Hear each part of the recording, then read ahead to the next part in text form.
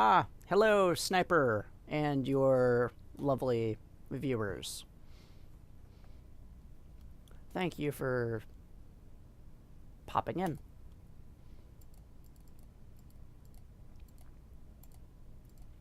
Adventures like friendship. Alright, we've finished Tagore. Now we go to Vikare. Probably best for you to stop trying to predict what's going to happen at this point. Everything on this planet's been kind of chaotic. In fact, you're ready for something more familiar. You head back to the site of your abandoned spaceship. Sure, it's smashed beyond repair, but it's still kind of a slice of home. Maybe at least one or two pieces of it are fixable. You march off in what you think's the right direction. When you get there, you're not alone. A little guy in a hat and big goggles are standing there, gazing at your ship, maybe assessing it.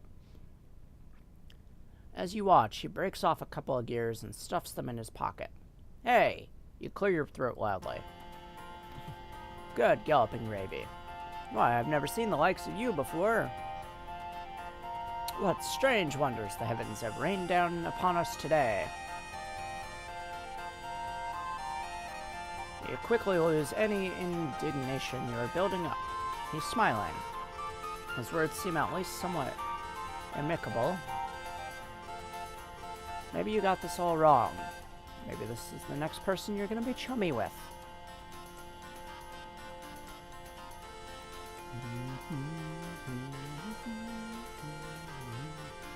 God, I love the music. James Roach is such a talented man. You cut right to the chase. No point in beating around the ground leaf covering. Bush. The word you're looking for is bush. Or that's what they call it on this planet, a ground leaf covering. You let this guy know you're the proprietor of the spaceship he's stripping. And that you need a friend. Yeah, a friend, eh? A bosom companion, a pal about town. I've seen nary a Toman, Dickus, or Harry around these parts who might fit the bill. You're kind of trying to imply this guy could be your friend. Is it too late to say that? You try to imply it with your eyebrow. As for me, day-to-day matters here on Eternia interest me not. For I care only about hurling at great speeds through the boundless expanse of the cosmos. That's right, space. It is spaceflight that consumes my every waking thought. Oh, I've called it. I knew he was a pilot. It's not going too bad. Not going bad at all. Having fun. I'm actually getting through some chapters of this. All in all, pretty good.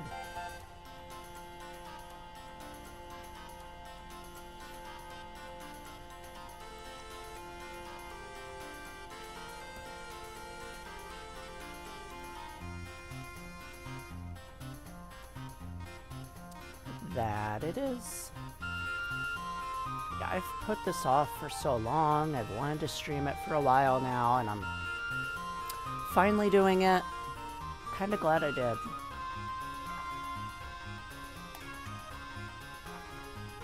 As in accordance with my duty as a future Alternian Crusader, of course.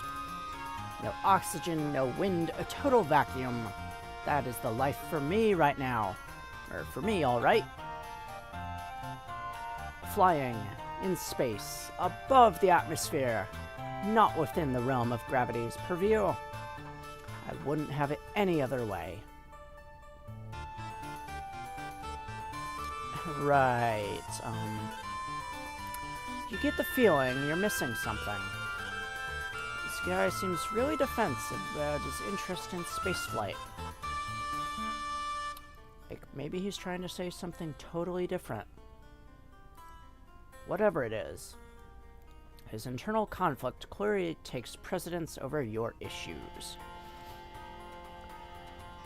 He seems like a great candidate for a friend, though, despite the fact his voice sounds like it belongs to over a newsreel of World War II. I have just one query for you, sports, if I may be so bold. Do you also like spaceflight? Do you yearn to see the moons shining above? The clouds whipped by you as you chase and tease the impish western wind. And then also keep going past that up into space. Well, I mean, spaceflight's how I got to your planet, isn't it? Ah, well, we're in total agreement. Two kindred spirits traveling hand in hand in the glorious yet inevitable future of conscripted service in space. Which is, as I've already made clear, a thing I most definitely and positively desire. So it seems we have nothing more to discuss. Toodaloo.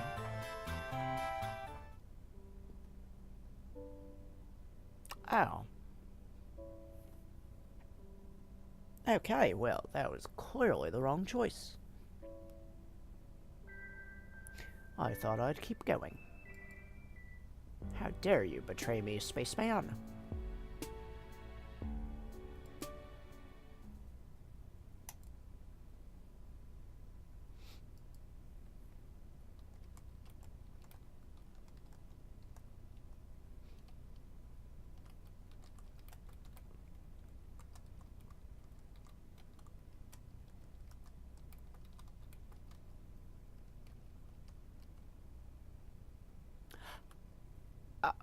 Well, thank you. No, the game's actually only has the, soundtrack to it. But, yeah, thank you. I'm honestly not confident in my voice at all, and I'm just bullshitting through this as I go. That means a lot.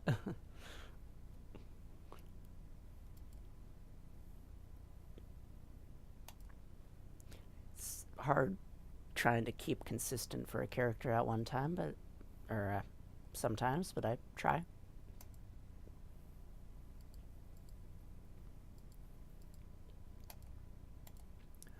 Alright, now skipping back to the choice. You tell him you're not so sure about spaceflight. His eyes widen. You see them sparkle. Ah, I see. An individual with a more sophisticated palate. A real connoisseur of the buoyant arts as you are. Someone like you could never be satisfied with the anemic affair of traveling through the inky blackness of the galaxies. I believe a jaunt to my hive is in order. Well, let's get a wiggle on.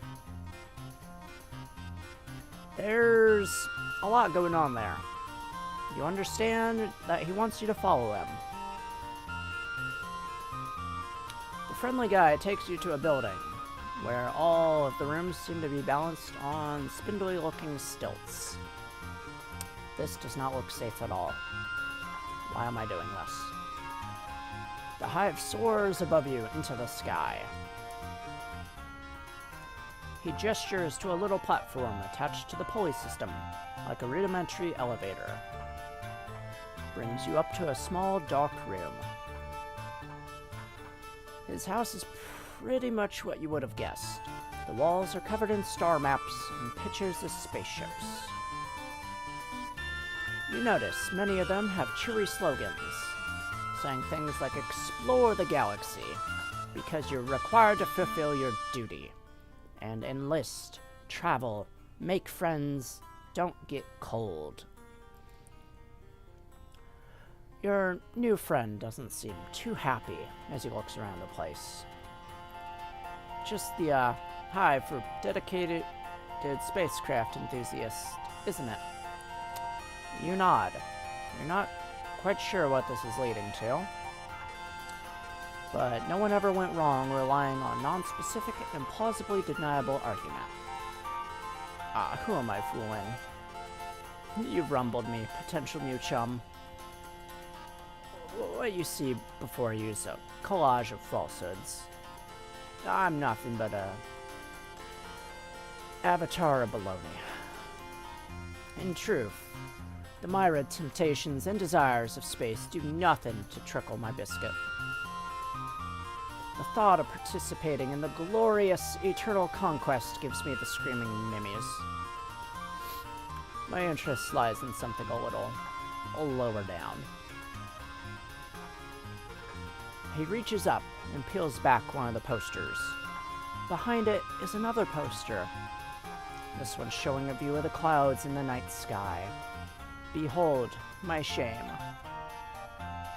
The truth is, I long to toss and turn within the grasp of Mistress Gravity's sweet fingers. To traverse the sky. Can such a thing be? Imagine flying within the confines of Alternia's very atmosphere, defying the very conventions of what we all know to be true. Instead of down, up. Instead of falling, soaring. Can you imagine? Can you see it before you? Could you ever dream of the existence of such a flying machine? Okay, my man. Oh, we're talking about spaceships here. Talking about spaceships. You saw my spaceship, and you're asking about if airplanes can exist. Well, let's wrap our head around that for just a second.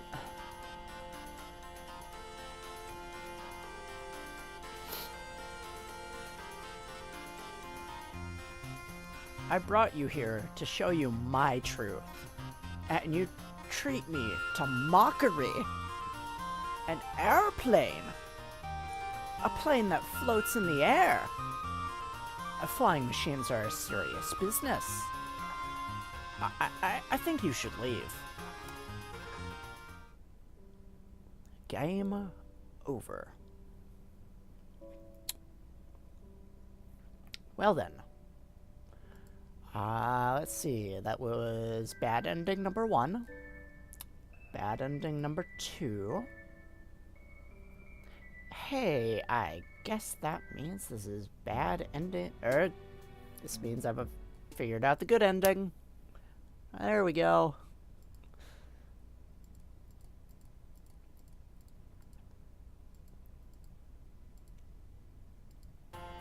Alright. I don't know about flight. Tell him you've never heard of such a thing. Ah, but the future is ours to build, my strange-hued and unhorned comrade. What do you think? Does it excite you? Do my ideas rattle your buttons?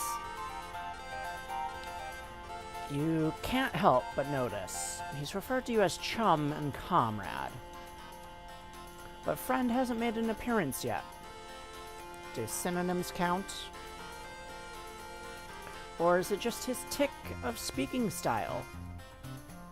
You look as earnest as you can and nod vigorously. You're almost positive this is the thing he really wants you to express interest in. Ah, the truth will out. You and I share this furtive passion for the indulgences of the air.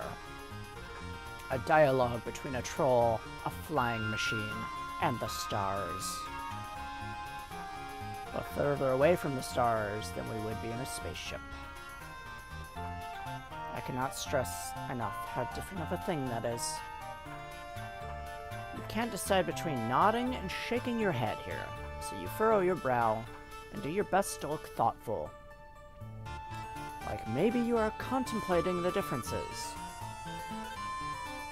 This fellow's demeanor towards you is definitely shading to the more temperate climate zones. However, certain physical needs are starting to assert themselves. You're still pretty banged up from your previous adventures. But right now, the aching of your stomach is screaming for attention. You humbly ask your friend to be if there might be any chance of getting something to eat. Ah, but of course. Why, if I had known you had a rumbling in the old digestion bladder, I would have shut up my yapper toot sweet. Good time for old Nosh. A yummy rune. A what ho? Now, how should we obtain the victuals? Could venture into the great unknown,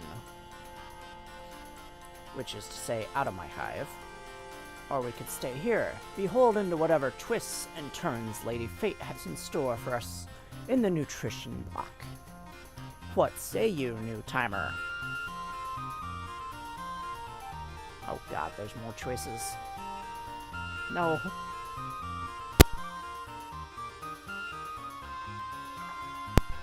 Okay. Seems like one for adventure. We'll go out and search for food. From your budding chum's words, it sounds like he himself isn't sure if there's food in his house. Best to risk it and go outside. You tell him your decision.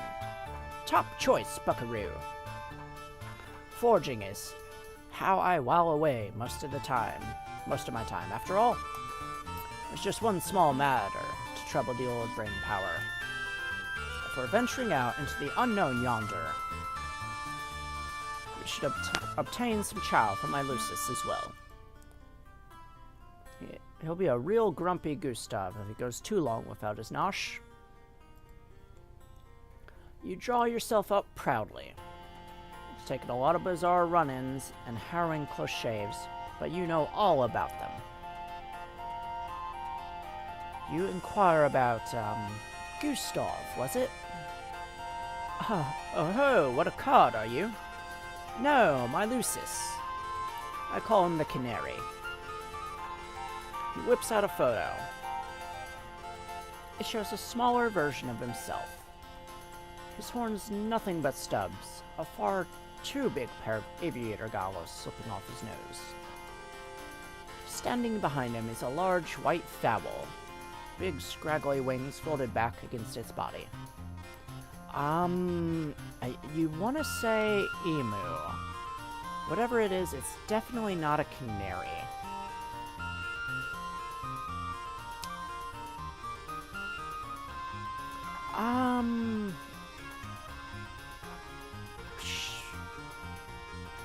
I guess it would read kind of more like a visual novel, per se. But yeah, overall, the game relates to the whole hive swap, Homestuck era. This is actually the second Homestuck game that kind of exists to fill the void while the first one is still getting its second chapter done.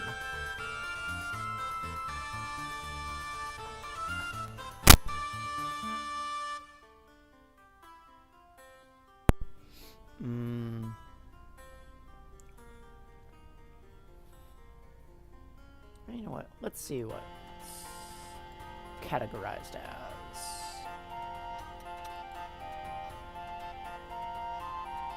My category can't be too far off.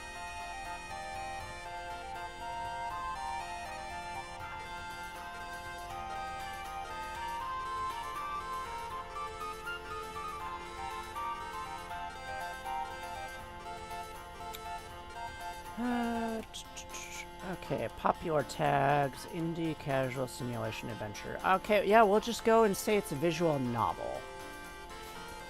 Because these tags are useless.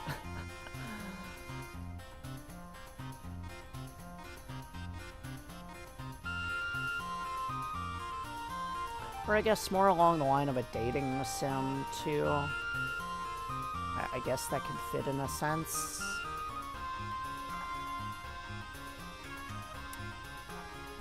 But yeah, it's one of your more obscure, if you're not really a Homestuck person, you're not going to really try it out.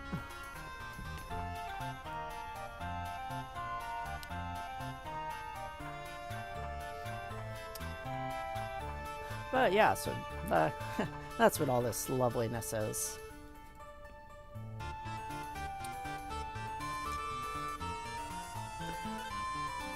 Its beak touches the top of your pal's head with something that might count as affection. He's not a persnickety sort. All kind of bugs and leaves will tickle his fancy. Shall we away? Shall we greet the horizon that rushes forward to meet us with astounding grace? Shall we give ourselves over to the current of time's great river? Sure, you tell him. You can leave the house. It's getting a lot easier to pay attention to only the words this guy says that actually make sense. You kind of enjoy his speaking, though. If nothing else, it gives you the feeling that he's really excited about this quest you're going on. Your alien pal leads you back down through the pulley system and outside again. The trip is not so easy on your bruised ribs. The thing about walking is, when you walk, your body moves. You've had better times, is all you're saying. You indicate as much to your companion. Oh, boy, I hear you. Moving while attached to Alternia's surface is the worst kind of hooey. The moment when anonymous flight is invented trembles even closer to the present. Can you hear it approach? The wail of a distant klaxon, the call to adventure. It beckons us forward through the years, a golden thread, stretching ever onward to that glorious inevitability. This isn't what you meant at all. But his excitement cheers you up a little. Maybe you'll feel better in the future when someone invents flying on this planet. Certainly, by the time that happens, either you're going to be dead or you'll be further along in healing. Either way, thinking about the future brings you a rosy little glow to your heart. You ask him where you're going next. The world is our bivalvular sea critter. We'll go wherever the wind takes us. Great. But if it's a short-term answer you're inquiring after, there's a specific plant the canary likes to eat. It has white petals and leaves as red as a troll's most lurid desires.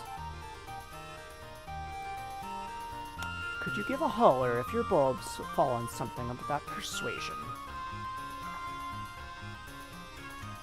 You agree to keep an eye out. You continue trudging along beside him, wincing whenever your steps jolt your injuries. Maybe a little conversation will help distract you. You ask your friend what got him so interested in flying in the first place. Oh, what could be better? Up there, free of worldly concerns. The wind in your face and the horizon at your back. Seeing the continents spread out below you. Finally feeling that your personal aesthetic is appropriate for the given circumstances. You chew this over for a minute or two. It seems like what really makes this guy tick is the travel and adventure thing. Or maybe that's just what you're getting from his general demeanor. And pretty much everything else he's said up to now. You're nervous to bring up anything that might make him dislike you. But in the interest of bonding, you forge ahead. Aren't there, you say with apprehension, maybe like similarities between flying and space? Like maybe being in a spaceship could satisfy one of them urges? What? There may be some superficial similarities to trick the common troll. but in essence, the blood pusher and soul of each, as different as night and day, as a mountain in a ditch, as a star in a mud puddle. Oh, don't get a fellow wrong. Space travel is just fine. Well, it's the only way to satisfy our bloodthirsty and nearly immortal overlord. And I look forward to such a time when I can be of service in the eternal milestone grind of intergalactic conquest. But it's missing the punch, the pizzazz, the kaboom, the trunk beast's honk of it all. Just as you feared. You've stepped in it now. You're struggling for a response, when out of the corner of your eye, you spot a cluster of white flowers. Relieved, you point them out to your companion, who races over to gather them. But when he holds one up, you can see it has blue leaves, not red. Your shoulder droops. Seems like all you're doing is disappointing your buddy, who's been so nice to you. Or, well, that's what you read between the lines of his confusing speaking style. Fear not, my smooth-headed compatriot. These are not the loosest rations we sought, but this plant is people chow. What I mean to say is, we can eat it. Since we are people, it's food for people, not food made of people, to be clear. He comes back with a fistful of flowers and hands you one of the blue leaves. You're not at all sure that food that's safe for your buddy will be safe for you, but at this point, you don't have much to lose. Besides, with the way your stomach's groaning, it might as well be a perfectly seared steak. You put it in your mouth.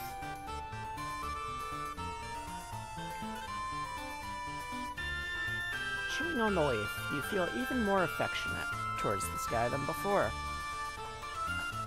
You were worried about this trip was turned into an excuse for him to run some kind of household errand, but he did find you something to eat.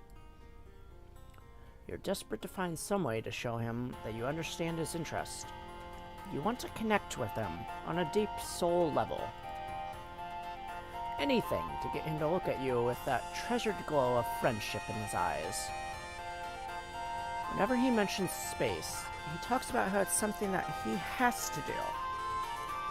Some kind of obligation. Maybe there's a reason he's fixated on an activity that's similar, but just a bit different. Maybe he doesn't want to do the required thing, the conquest. Maybe he doesn't have it in him to rebel entirely. Maybe an airplane flight, or whatever similar thing he's envisioning, is a compromise between what he has to do and what he wants to do. A balance, like all must find, in order to live as an individual in a society that shapes one's desires from birth. You cautiously open your mouth.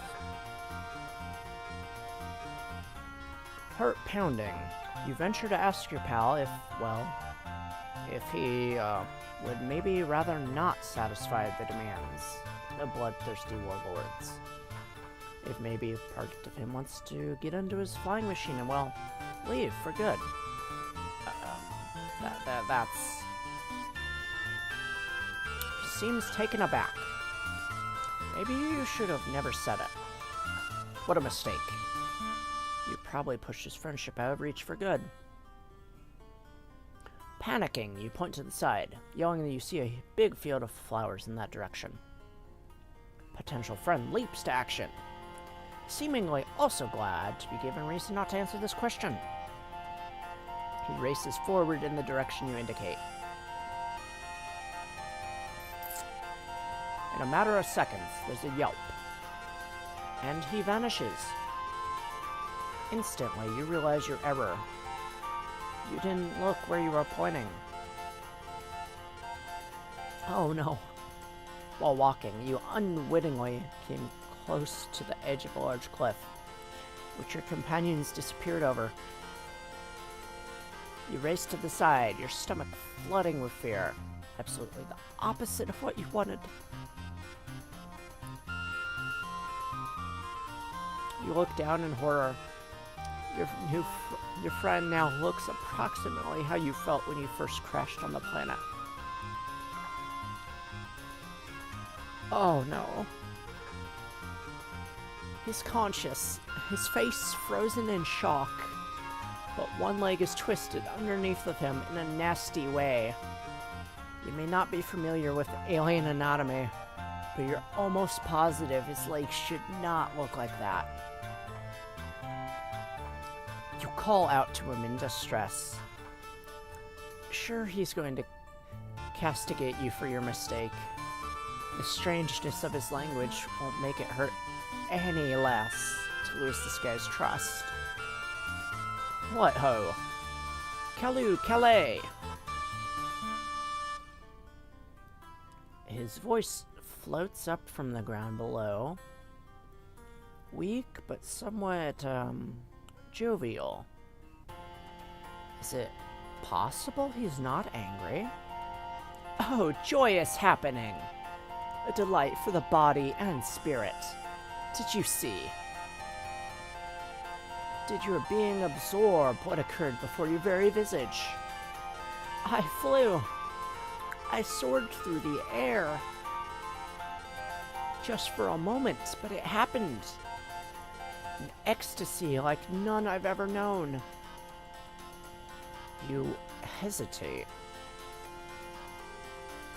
Is it really possible that he could be taking this so well? That your big fuck-up was a step in the right direction? It's, kind of a little worrying to hear him celebrate such a dangerous fall.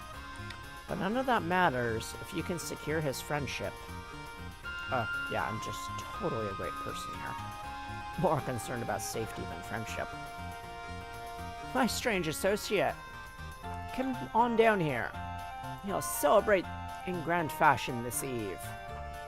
How did you know that a brief sojourn through unfettered air would bring me such joy? Oh, you're a fine fellow, and truly a superb friend. Your heart lifts with joy. He said it. Of course, you now have to find someone to climb down a cliff with your messed up rib. Not to mention figuring out how to transport someone with a broken leg back to their house. You're not sure if that's possible, or when your adrenaline that's got you here will give out and force you to succumb to your pain. But with a night full of difficulties ahead, you couldn't ask for a better balm than knowing you'll face them in hand with your friend. Assuming he didn't hurt his hands as well.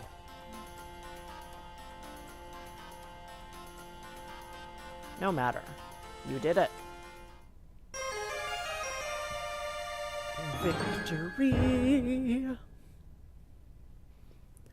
And that concludes Volume 4.